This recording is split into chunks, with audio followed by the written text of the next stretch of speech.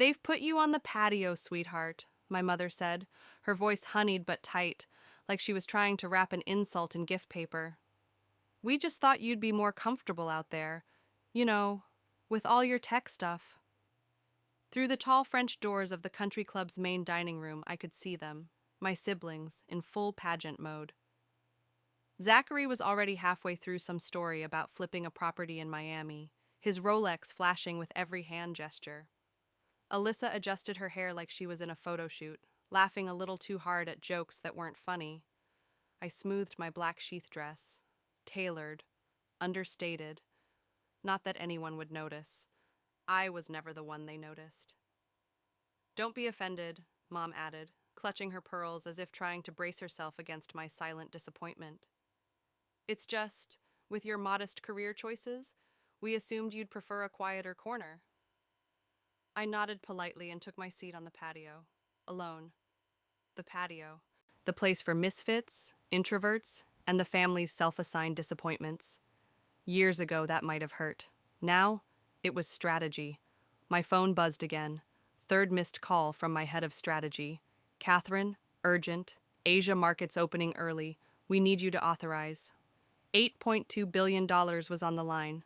I slipped my phone into my lap and texted back one word. Proceed. From inside, applause erupted. Dad stood, beaming at Zachary, who was now walking through his latest vision for the family business.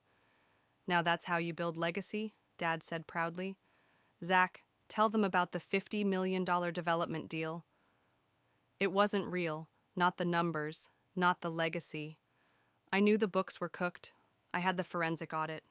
Zachary's version of legacy was spending other people's money and calling it strategy. I took a sip of water. Alyssa soon floated outside with a champagne glass and a smile sharper than her Louboutin heels. Katie, she purred, I wish you'd told me you were coming. I could have helped you pick out something a little more celebratory. You look so... Her eyes scanned my outfit like it was a spreadsheet. Simple. I smiled, remembering that my simple dress was custom couture. She didn't recognize it. That made it even better. You know, she went on, appearances matter in this family. You can't expect anyone to take you seriously if you don't at least try to look successful. My phone buzzed again. Incoming call. CFO, ACQ, terms approved. Hilo dispatched. ETA 12 minures. I let it ring. So, Alyssa asked, tilting her head, how's your app thing, still tinkering? Something like that, I replied, watching her sip champagne she didn't pay for. From inside, Zachary's voice boomed. We're eyeing $50 million in new contracts. It's real business now. Real business? He didn't know that his real business had already been bought by mine, quietly, through 3 shell companies. The papers were sitting on my jet. Signed. Legal. Waiting for one last reveal. My father opened the doors, gesturing politely. Catherine, you're missing the family toast. Are you sure you don't want to come in? I checked my watch. 10 minutes until the helicopter arrived. No, thank you, I said evenly. The air is better out here. I saw him hesitate. Something flickered in his expression, like a question he hadn't dared ask before. But he said nothing. Closed the door. It was almost funny, how hard they tried to keep me out. Out of the house, the boardroom, the trust, the room with the crystal chandelier. But you can't lock out someone who already bought the building. A breeze picked up, lifting the edge of the crisp linen tablecloth. My phone buzzed once more. Inbound alert. Phoenix 1 ready for descent. Board assembled. CEO requested. I looked toward the skyline. A black helicopter was approaching fast, its blades slicing the sky like punctuation at the end of a long, patient sentence. I leaned back in my chair, eyes still on the door they kept closed so tightly. Time to open it myself. If you've ever been overlooked despite giving it your all, type 1. The moment the helicopter blades began to slow, the country club's world cracked. The pristine tablecloths rustled, champagne glasses froze mid-air, and every head inside the chandelier-lit dining room turned toward the window-lined patio, where I sat. Just moments ago, the designated failure seat. Now, it was the launch pad. My security detail stepped out first. Black suits, mirrored sunglasses, earpieces glinting under the late afternoon sun. The Phoenix Dynamics logo gleamed on the helicopter's tail like a signature the world had missed until now. My mother's face was the first to shift, from annoyance to confusion to something like fear. Alyssa dropped her phone. Zachary stood, half rising from his chair like he could outrun what was coming. "Miss West," James, my chief of security, said calmly as he approached.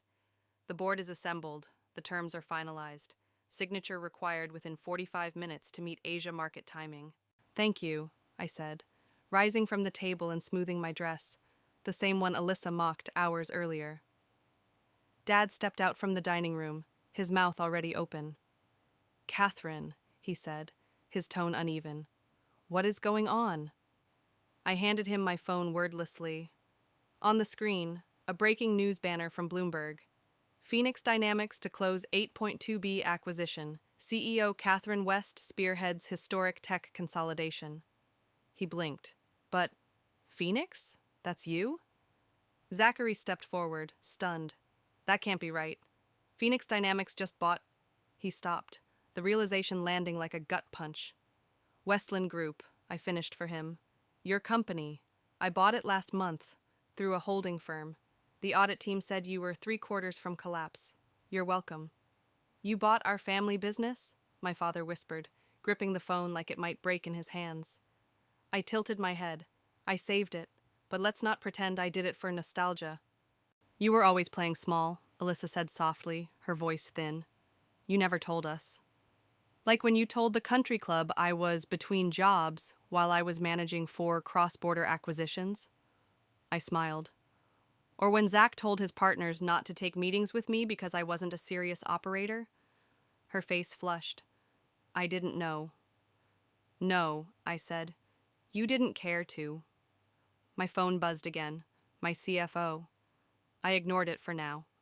Zachary's voice sharpened. "So what? You're suddenly better than us." "No," I said coolly. "I've always been better. You were just too loud to notice." Dad tried to regain footing. "We're a family. If you had just communicated—" I laughed. "You cut me out of the trust when I was 24 because I didn't go into real estate. You told investors I lacked vision. Now you're quoting Unity?" "I was wrong," he admitted. For him, that was seismic. James stepped closer. "Ms. West, 10 minutes to legal window." I nodded. "Bring the briefcase." As he retrieved the final documents, I turned back toward the dining room. My siblings were still frozen in place, their champagne now just another cheap metaphor. "You always said I wasn't ambitious," I said. "Turns out I was just quiet." Another helicopter approached in the distance. Zach's jaw clenched. "Another one?" "Just the lawyers," I said casually. "When you move $8 billion at once, you don't Uber the paperwork." Dad looked pale. "Catherine, we'd like to talk." "You'll need to book a meeting," I said, "through my office." "You can't be serious." "Deadly," I smiled. "But I suggest you hurry. I'm acquiring the club next." Their faces registered panic, then disbelief, then resignation. Because silence is only weakness to the loud, until the quiet ones own everything. If you've ever been dismissed only to outgrow every room they shut you out of, type 2. The notification hit my screen just as I wrapped up a call with Tokyo. Subject: Family emergency meeting. Mandatory attendance tonight. Body: We need to discuss the future of Westland Holdings. I stared at it, expressionless. The same family that once excluded me from group chats now flagged emergency meetings because they couldn't read a quarterly report without me. Downstairs, my assistant buzzed in. "Your sister Alyssa is in the lobby again. She brought a Hermes bag. Same one she said was aspirational for your budget last Christmas." I didn't look up from my investor deck. "Send her home with something useful, my real business card."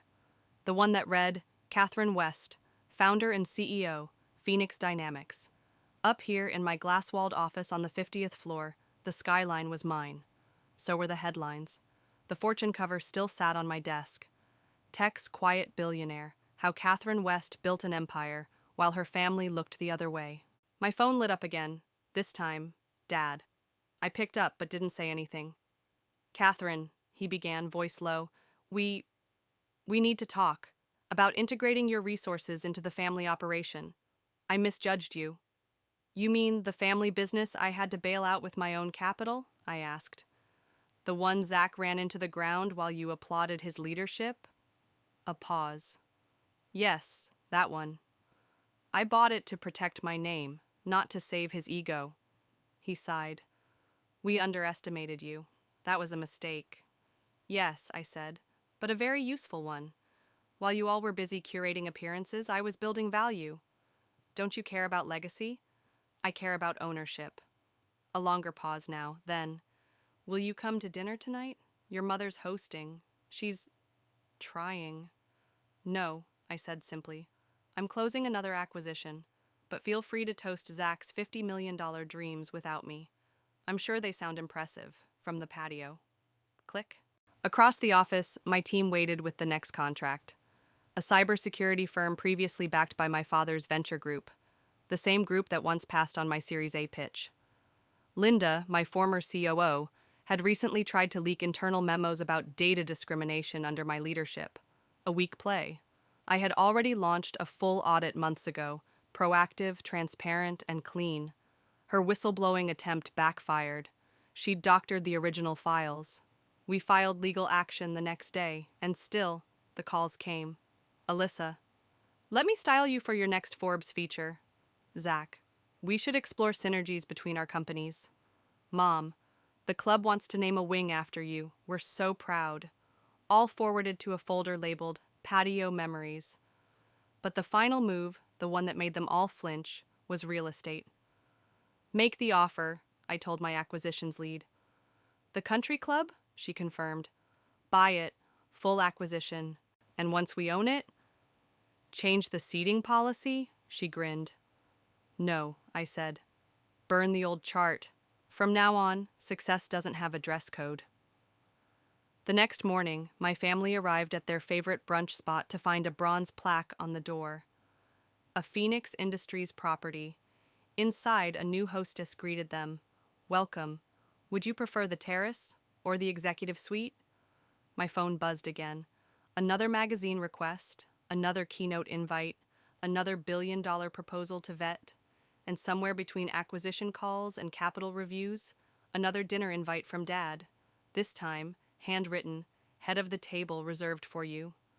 I sent back a copy of my latest earnings report and a sticky note.